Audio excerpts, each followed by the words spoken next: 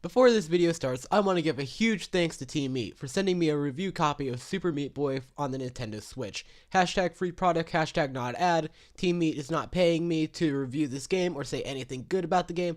Everything said in this video is entirely my own opinion. So with that said, let's get right into the video. I'm sure just about everyone in the indie gaming scene knows about Team Meat and Super Meat Boy. Super Meat Boy originally released back in October of 2010, and due to its strong success, it later got ported to many different consoles. It eventually got ports to modern platforms such as PlayStation 4 and the Wii U. And now we have a port of Super Meat Boy on the Nintendo Switch. Before playing the Switch release of this game, I first played the game on PC. I never got around to finishing the game on PC though, just because it was difficult for me at the time to connect a controller to PC, due to the only controller me really being able to plug up to my PC was DualShock 3. And there was no way in hell I was going to play that game on a keyboard. That's just not a game I could play on a keyboard. So I only ever got up to World 4 and just gave up and stopped playing it.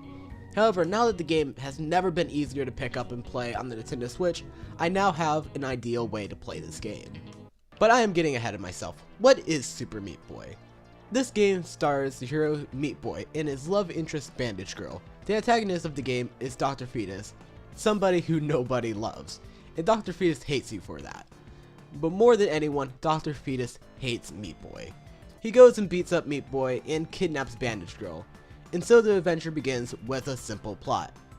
Of course, it's the basic damsel in distress storyline, but it works for what the game is. The main focus of this game is the hard as hell 2D platforming. Meat Boy could do a couple basic moves. He could run, jump, do a wall jump so he could constantly jump up the same wall to reach higher areas. And you also have to manage your speed so you don't run into grinders. The first chapter of this game was pretty easy, just allowing you to get a hang of the controls and learn how to control Meat Boy efficiently. Chapter 2 is getting harder but still easy enough. Chapter 3 is getting pretty hard and feels like the difficulty you could expect from a World 8 of any of the new Super Mario Bros. Games. And then Chapter 4, holy shit, what the hell am I supposed to do? And the rest of the game is a super challenging yet fair platformer. In all of the levels around the game, you will find bandages that you will need to collect to gain new playable characters.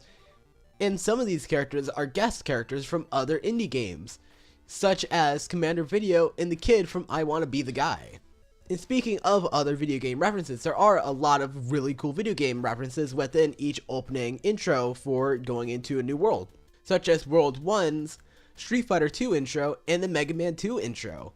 That's just so cool, and it's such a nice touch to see. Bandages are not the only way you can unlock these characters though. You can also go into warp portals and go into a level that is like what the characters are from, so you can learn how to control the character. However, veteran Super Meat Boy players already know all of this. You're probably wondering, is there anything new to this port of the game? Or can I just keep playing my PC version of the game, or my 360 version of the game, or my PlayStation 4 version of the game?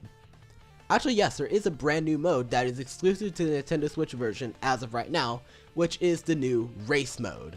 In this mode, you could take on a friend and race through entire worlds and just see who gets to the end. It's just a nice simple race mode.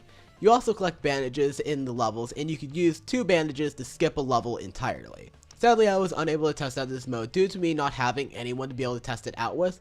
It looks really fun though, and I do plan to play it with friends at some point.